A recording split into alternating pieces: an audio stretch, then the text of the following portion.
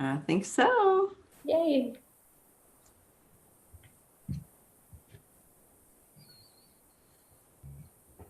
I'm going to check on Facebook. Thank you. It says it's now streaming live. So, Perfect. all right, cool.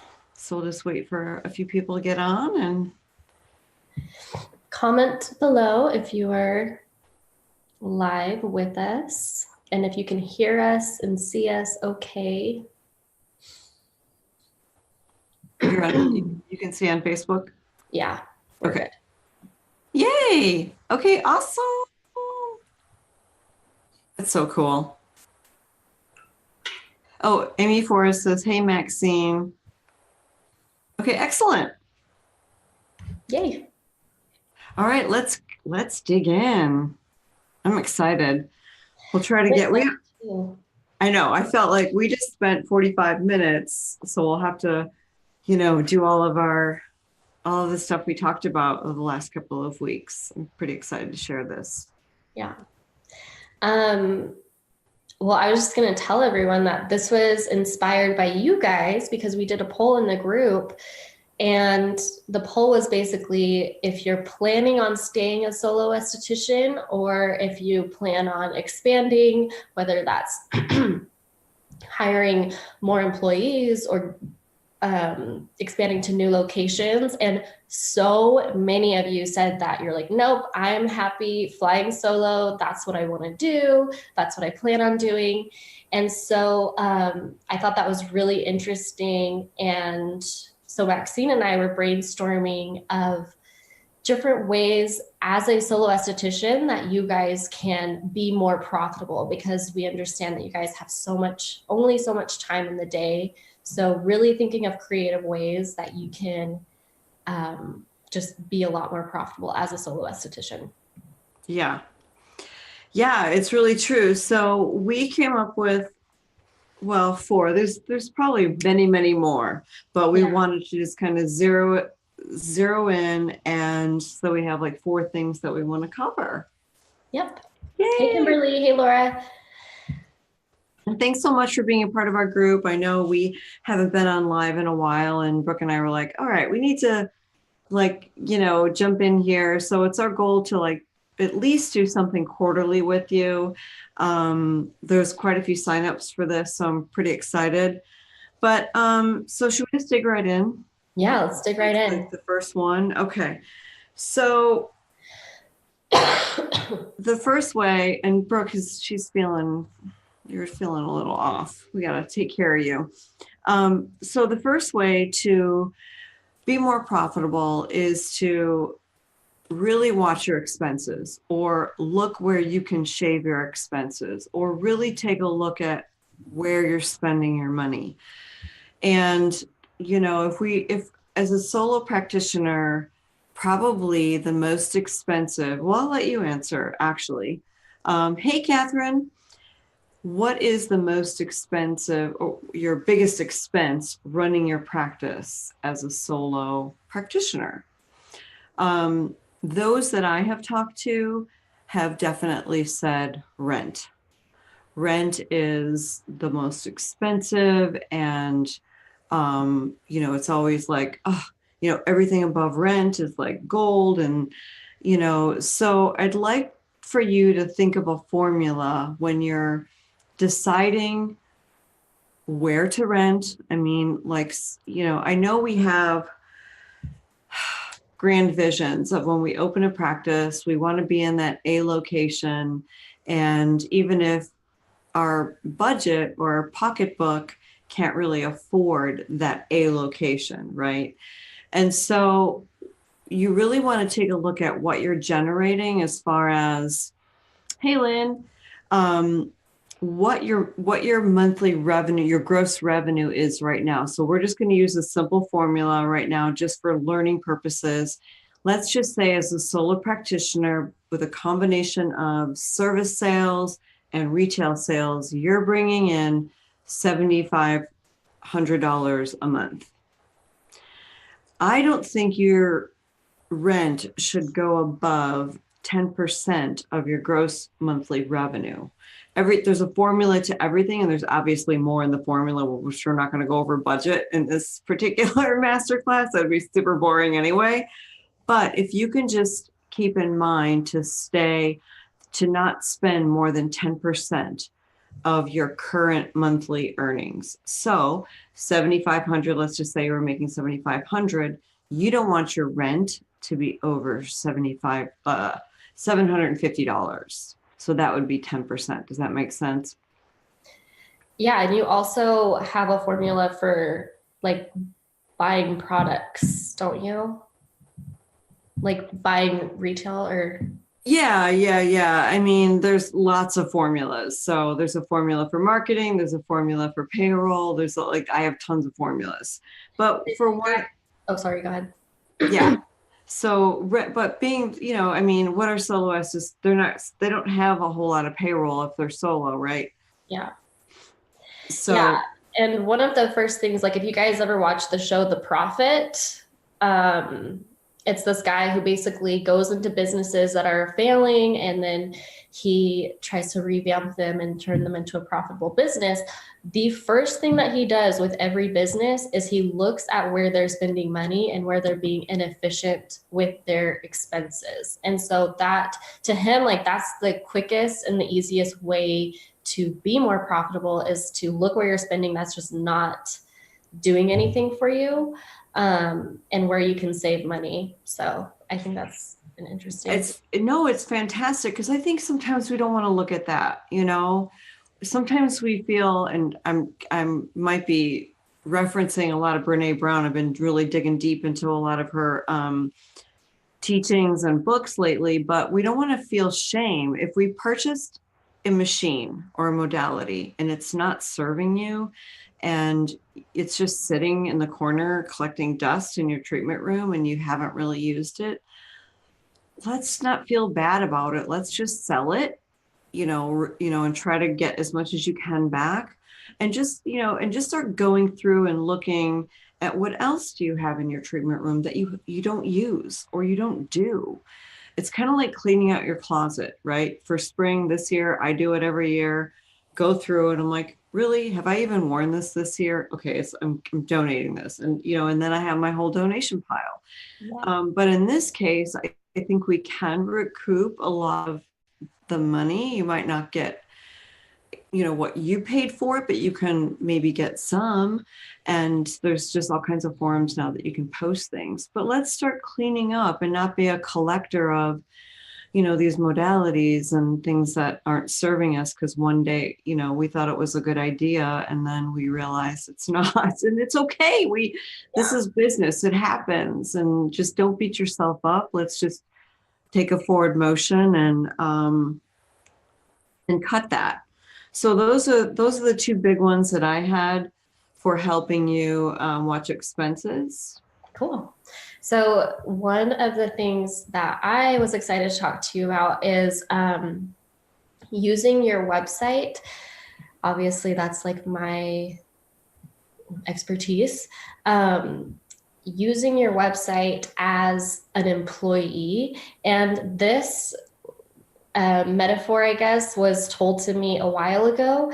And it always kind of stuck with me because as a solo esthetician, time is your most valuable asset.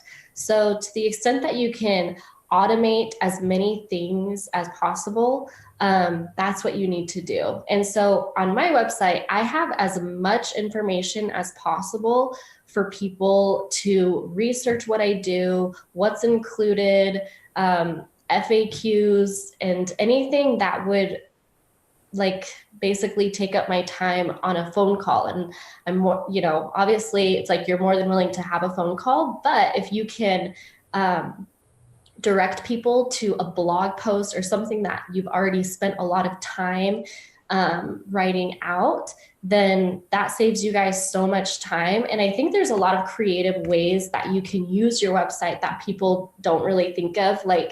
I saw this one esthetician, she created in her unlinked pages. I know with Squarespace and WordPress, they have a section where you can have unlinked pages that's not on your main menu, but you can still share the link with people. And she had a page for her client intake form, so people can actually be filling out. In one of her requirements is they have to fill out the form before they come into the appointment. And she sends like 2 reminders about the form. So they're not taking up her time in the waiting room filling out this form. And that adds up like 15 minutes for every new client a day. That's like another appointment that you could have taken. So she has a form for that, an online form for that. She has a page for protocols, like after certain treatments, like microneedling. She sends them a link. It's a very detailed thing. And it's something that she spent a lot of time on, but she just spent that time one time. And then she's able to use that and spend like 5 seconds, texting or emailing her clients all of these protocols and things for her website. So if you guys can include FAQs, things that you get asked on a regular basis, include that on your website. Include your pricing on your website, because pricing can also be like a vetting process.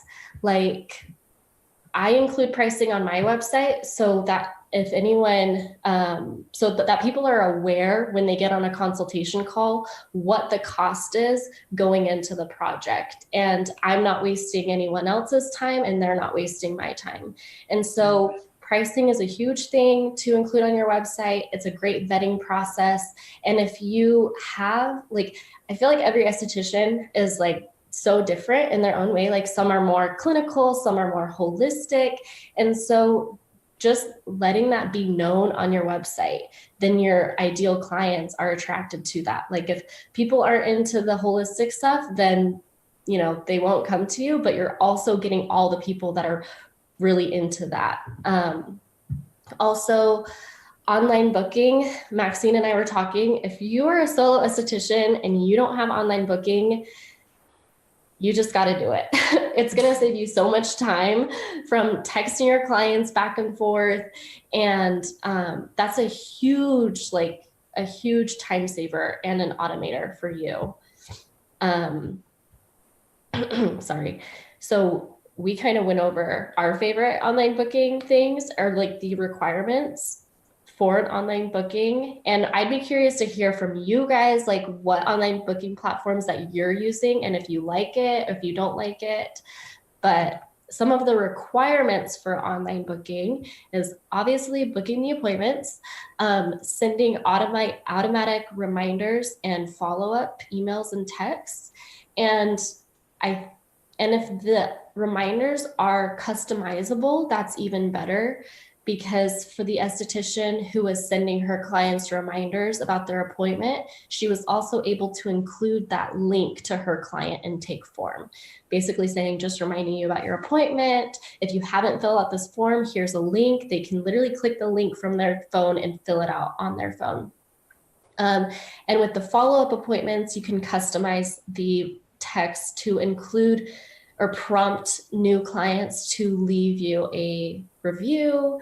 So if you can customize those reminders, even better.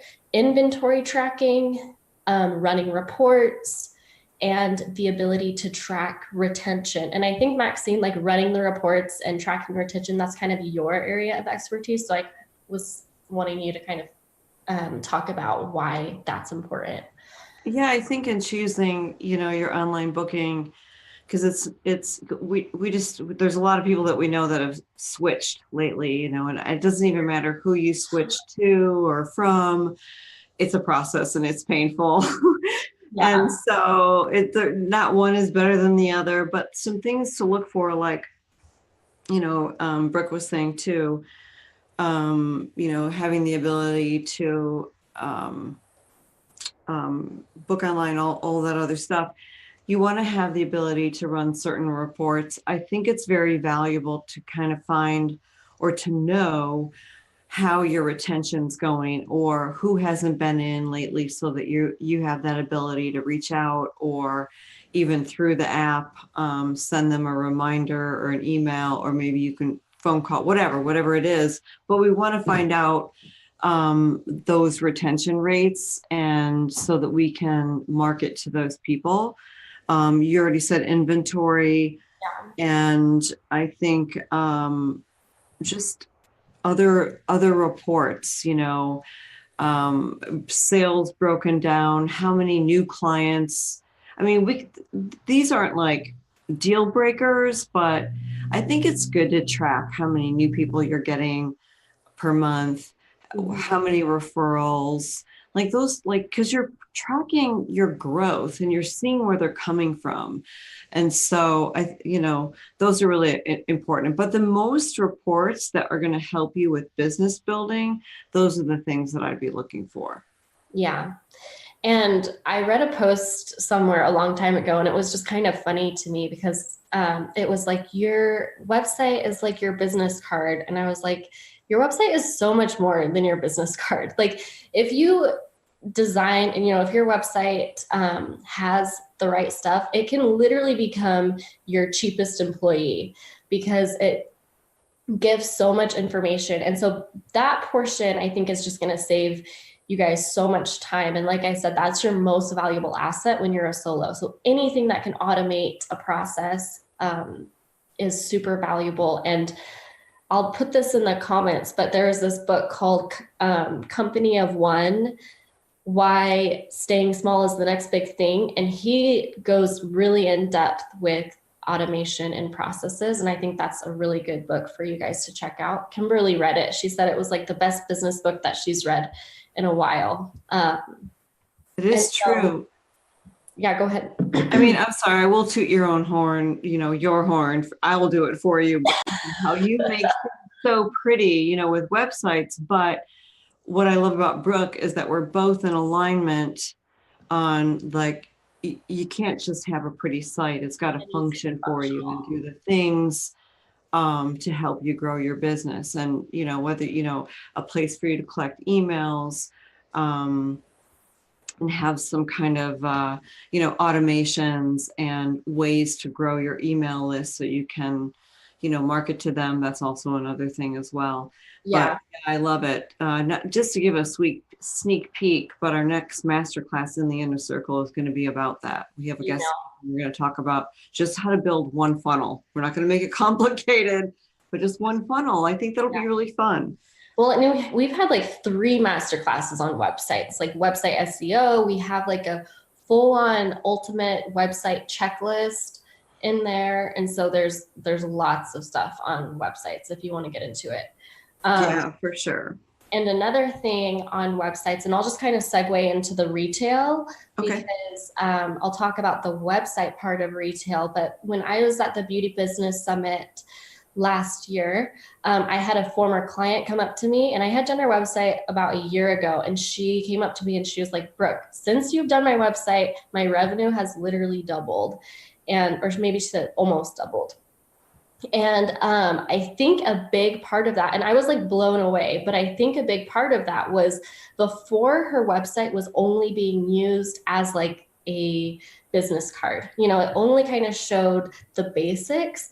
And so when we redid her website, we went a lot more in depth with her services, but we also added like 3 ways that people can pay for things on her website without her physically being there. So we added products. We added like her most popular products that she sells a lot of on her website so people could purchase online. We added her packages, which she had like 3 or 4 or 5 different packages, like an acne package, an anti-aging package, like hydration. We added those, and those were like a good amount. They were like $300 to $500. And so, and people can just buy that on the website and then schedule their appointments. And then we also added gift cards. And so there were just so many ways that people could buy things from her without her physically being there. And so that, I think that helped a lot in terms of her generating more revenue, because like we said, you only have so much time in the day. So the more streams of revenue that you can add that don't require you physically being there is better. And then Catherine had a question real quick. I'm interested in learning more about the web pages on the site that is just for clients to fill out forms. Can I get a link or info on how to do that specifically? And I don't have like a link or anything, Catherine, but it definitely depends on what website platform you're using. I don't know what platform you're using, but I'm sure there's a way to do it. So maybe we can connect. Catherine, I think you're on WordPress, right? Yeah. And so there should definitely be a way to create a client There is. through Yeah. WordPress. Like that's a great platform. So I love that idea. That is so super efficient. I mean, and it just, I think estheticians and just people in general, we forget the follow-up also, yes. and it's just such a nice, clean way. And, and so whether or not they're filling out their form, they're first coming to see you. I love that follow-up after, like, thank you so much. Mm-hmm. Um, and then asking for the review. I mean, we all have to ask for reviews every now and then, just because, it's our livelihood, right? So we shouldn't feel bad. Oh, Catherine is on WordPress, so no problem at all. You'll be able to make additional links. Yeah. And you have to check with your state. There are some states that are weird about having like client forms that are not like encrypted or something because of medical information. But I think most states don't really see estheticians as medical personnel. And so I think it's fine. And Wix allows you to do forms as well and allows you to have hidden pages. And so you can create that. It takes a lot of time, but it can be done. But it's time that's like done once. And I think that's why it's like, I find myself, I fall into this trap where it's like, I look at something, I'm like, oh, that's going to take a lot of time to write down this whole system. But once I do it, then I can just do it once and then it's done, Right. That's it. So that's a great takeaway right there, I think. Excellent. Yeah. Thank you. And I love how you're like, your website, you're vetting your people. And some people, I mean, like, how do you feel about this, you guys? Do you like showing your prices on your website, or do you like it to be more private? Because I loved Brooke's point, and neither one is right or wrong. It's just an interesting point to say, hey, here's my pricing, so they kind of know, the client, your potential clients already know they're going to potentially invest in you. Mm-hmm. So I think that's good. I've also gotten this comment, and obviously I'm in a different field because I'm a web designer, but I'm sure the feeling is the same. When I'm on the phone with clients, they're like, I really like that you have your pricing on your website because it's like, they think it's less sketchy or scammy. Like, because I know web designers all the time. It's like, they will charge like someone a completely different price if they are in like a plastic surgeon or something. It's like their price will be different for the plastic surgeon, but they'll charge less for maybe like a small, like a handyman or something, like a small business. And so I've gotten that comment a lot. So I think as a consumer, people appreciate it. I think so, but Michelle says no, she doesn't like to, and totally understand, it's really a personal preference. But I think when we do these trainings too, it's like, we hope to just kind of spark a new idea for you that maybe you might be open to it down the road, who knows? So, you didn't talk about the other part tied into website, which is retail, e-commerce. Oh yeah, I did. To sell products on your website, to sell packages, and to sell gift cards. Okay, good. So, because our third ways to be more profitable in your solo practice was retail. So Brooke covered retail on e-commerce and selling products on your website. Sorry, not to interrupt. A lot of people, they put like products and stuff on their website, but then it just kind of sits there and they don't like get actual sales. And so ways to market that is a lot of it is like through your own clients, like just letting them know that you have products on your website. And then also email marketing, like having an ingredient or a product of the month or a package of the month, or doing something where it's like you're letting your clients know about your products and then you're linking it to your website. And email does so well for estheticians. And that's why I'm excited for this class Liz is doing next month, because those clients are fully vetted. Like they've already come to you, they've already seen you. Like other industries, when I talk about marketing with estheticians, they're like, I would kill to have an email list like what you guys have, because a lot of email lists are just things that I don't know, that it's not a very qualified email list. But with you guys, it's like once someone books an appointment, you have their email and you can market to them as many times as you want. And so that is so, so valuable. And if you're not using that, you're missing out, especially when it comes to selling your products online. Yeah, another really good point though, if you do have that on your intake form, like collecting, would you like to share your email address? You definitely want to take it a step further and ask, may we send you promotions or send you things so that we're not spamming them. So just because you have their email list, their email doesn't mean you can just send them everything. Right. Right. And most people will say yes. There was a question, Jennifer, what's the best way to handle buying products online when it comes to shipping? You mean for manufacturers? No, like how they should ship out the products as an esthetician. Like if I'm an esthetician and someone bought a product from me from my website. I think do free shipping if they spend X amount. So yeah, so I just believe in it. I think that we live in such a it's such wonderful customer service. I did a post just recently and it was like, what was it? It was something about free shipping. People are like, free shipping? But like, it's like, think about that. I mean, we are kind of sort of competing, Amazon, there's Prime and there's free shipping. And to gain that client's loyalty, if you're spending $5 out of pocket or whatever to send it to them, I mean, it could be worth it. Yeah. And I think logistically speaking, I know, so I work with Squarespace, like that's the platform that I work with. And so you can add as many shipping options as you want. And so one of the options I add is like a free product pickup where they can order the products online and then pick them up at the salon is one of the shipping options. Another shipping option is like $7 for any orders under $75 is kind of like the sweet spot.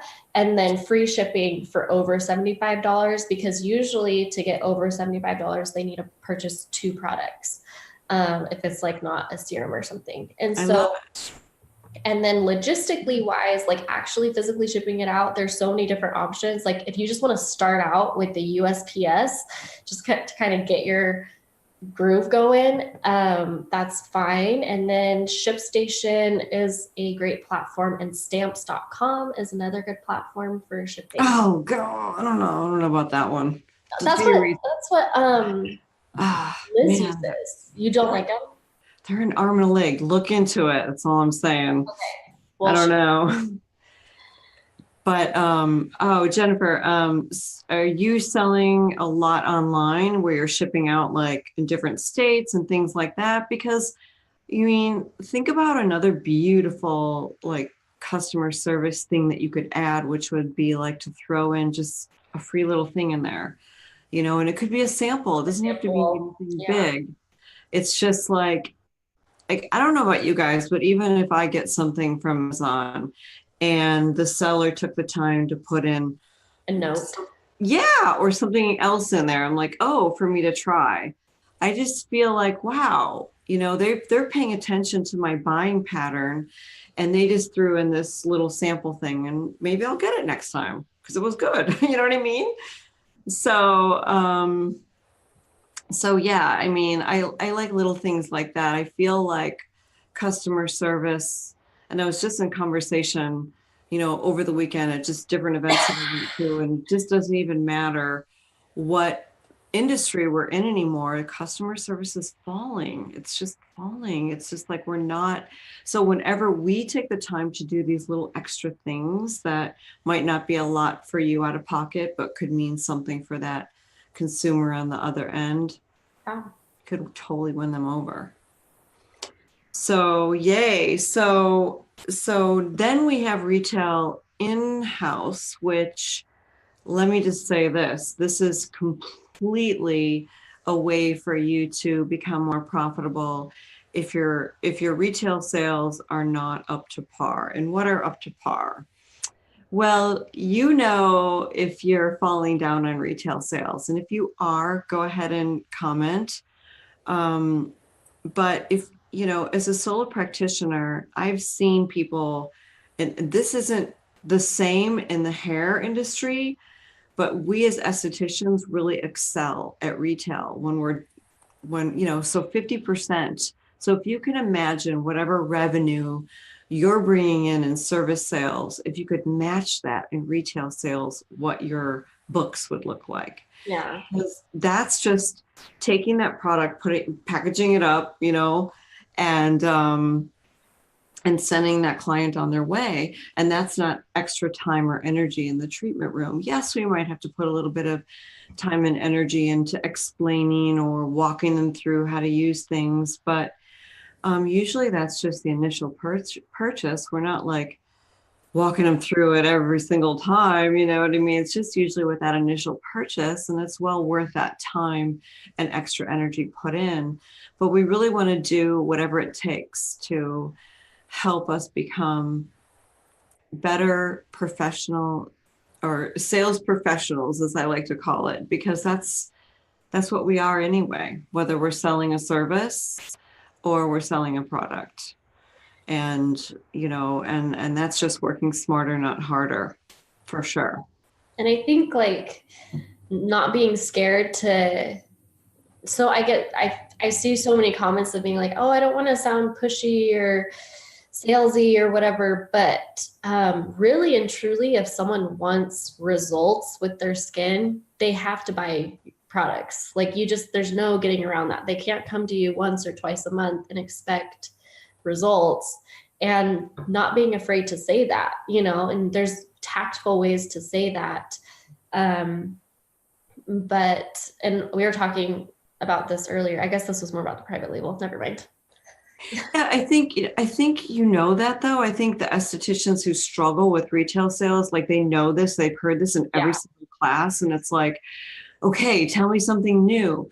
But really we have to we have to kind of do a check-in with ourselves to figure out where on the confidence meter or knowledge meter or whatever it is.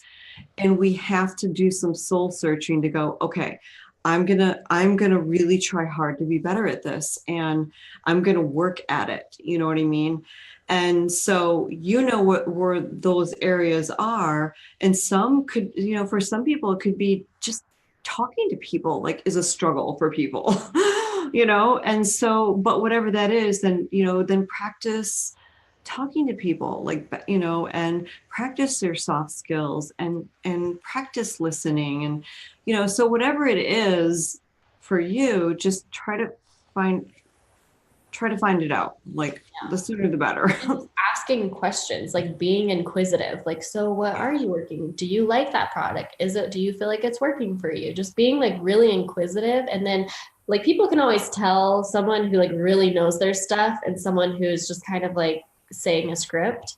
And so like Maxine said, like getting really, really knowledgeable about it is key, because then you're not selling, you're just educating the clients. We were just talking about this before we went live, and I'm like, sales is that transference of energy, because actually I was like, Brooke, you just proved my point. Because she's like, oh, when I went to my esthetician, I wanted to really buy this product that, that esthetician was really excited about. I go, oh my gosh, you just proved my point. Well, because it's like, I can tell when I go to an esthetician, I can tell when they're so passionate about a product. They're like, oh my gosh, this thing is amazing. Like they just are like beaming, and it makes me want to buy it. Like I'm like, okay, whatever it is, like I'm sold, And so, and this was kind of what I was saying, like was more part of the private label thing, but people can tell. And like what Maxine said, it's just a transference of energy. And if you're excited and if you're passionate and you're confident in the product, then I mean, you'll have no problem. It would be like this. I'd be like, so Brooke, I have this like this lip pencil that I put on you after the facial. Did you like it? Yeah. Versus like, oh, like, do you know what I mean? Not like we're being fake, but you have to step it up a little bit. You know, it's like, I know that not everyone is like high energy and enthusiasm, but it is your enthusiasm that's gonna, it's like, oh my gosh, I wear the same color. Don't you love it? Like, it looks so good on you. Look again. You know what I mean? Like, and Yeah. it's not like we're being fake about it. It's just, we're interested. You Yeah. know, we're interested. And I don't know, I just use that lip pencil for an example, but so that is for sure. So just keep in the back of your mind that sales doesn't mean sleazy car salesman. Sales is just really a transference of energy, and that your client is going to follow your enthusiasm at whatever level. Yeah. And we know you guys do your homework with like the products that you decide to have in your studio. And those products are there for a reason, because it's like you guys vetted out those products and you guys are passionate about that product. So just transferring that passion. So Yeah, for sure. Jennifer says that she always likes to ask her clients what the budget is for home care, and they appreciate that. And then we work within that. I like that idea too, but I also like have seen where I'm like, look, I really like, maybe you are going to go above their budget, but they really want it. Like, no one's going to buy anything that they don't really want. It's not always about the budget. Do you know what I mean? Like, yeah. I feel like And we you can buy also tell them like emotionally. this product will last you this much time. I don't know, giving people like a little time frame, like you'll only have to buy this product like once every 3 or once every 6 months. you know. Yeah. Yeah. I don't know. Try and experiment with that. Like, I believe in testing and measuring. So try a little experiment to be like, oh, well, again, people buy what they want, Yeah. and that's it. Like, I like that, Jennifer. I like that to be, it's like, I feel like you really gained your client's trust. yes, And so it's like, absolutely. if you really believed that this product or whatever would really help them, they already kind of trust you now. So it's like, I don't know. I think people can tell when it's about the sale and when it's about them. And what your Mm. comment showed to me is like you have your client's trust, you've been making it about them. So in the future, if they really do need something, then you have that trust. That's right. And then if there is something where they have to go out of budget for, something new you brought in or something like that, they're going to believe in you and trust you Right. because You've like had their you're really recommending it. Yeah, for sure. For sure. Which does bring us into number 4 of how to be more profitable in your solo practice. And that is, looking into private label. Now, when we say private label, we're really talking about customizing your own formulation, not necessarily going to another manufacturer and taking their formula and putting your label on it, because I don't believe the margins are there Mhm. unless you formulate your own. But here's the thing to keep in mind. You don't need to have like 24 SKUs to start off with. You could start off with just one, like your hero product. Like, That Brooke and I product were that you all talking. are really, really excited about. Every esthetician I go to, they have that one product that they're like, this is amazing.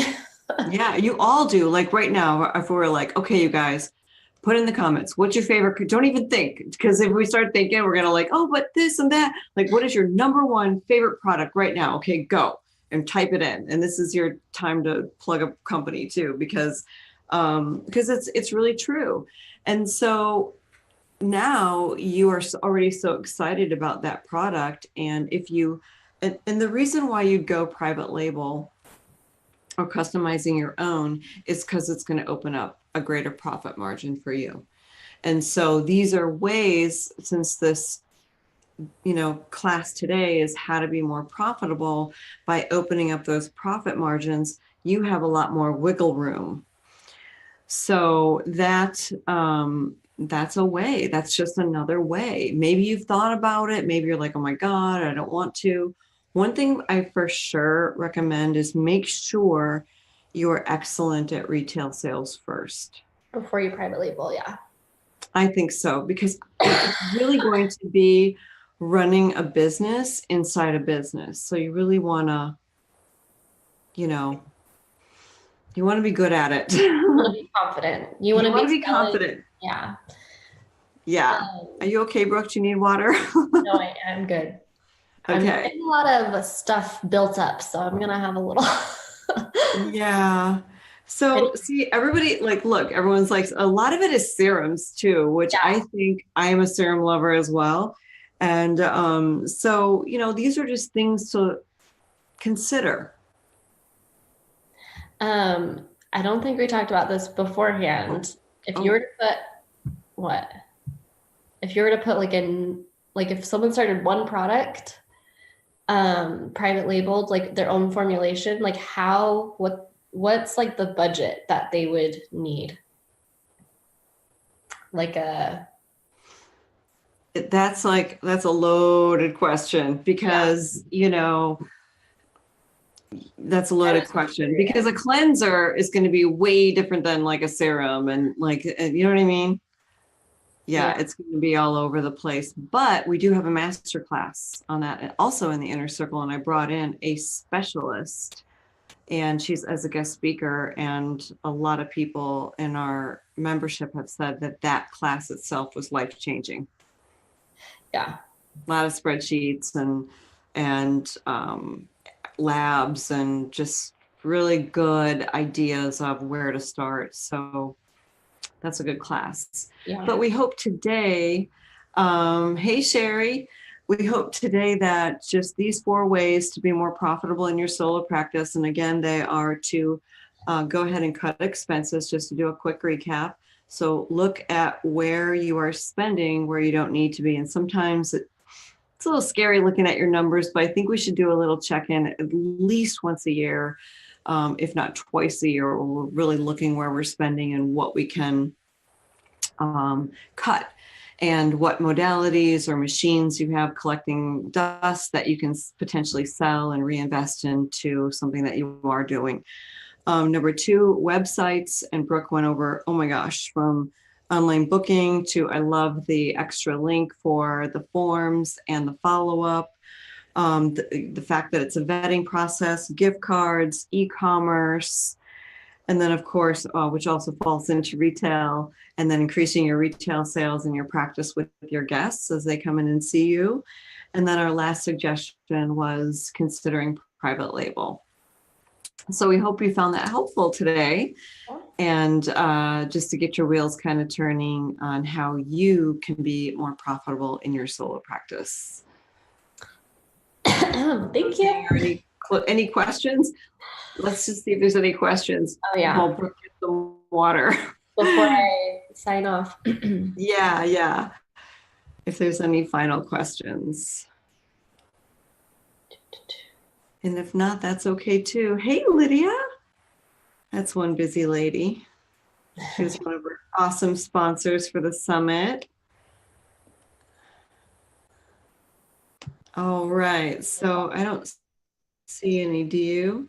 I'm just going through. I think we got all the questions. Thanks, ladies. Thanks, Michelle. Thanks, Jennifer. Thanks. Thanks so much. All your guys' input. Really appreciate you. Questions, if you guys are watching the replay, feel free to tag us in the comments, and then we can always answer later. So. Absolutely, for catching the replay. That sounds fantastic. Yeah. All right. So thank you so much. Have a beautiful rest of your day. Bye-bye.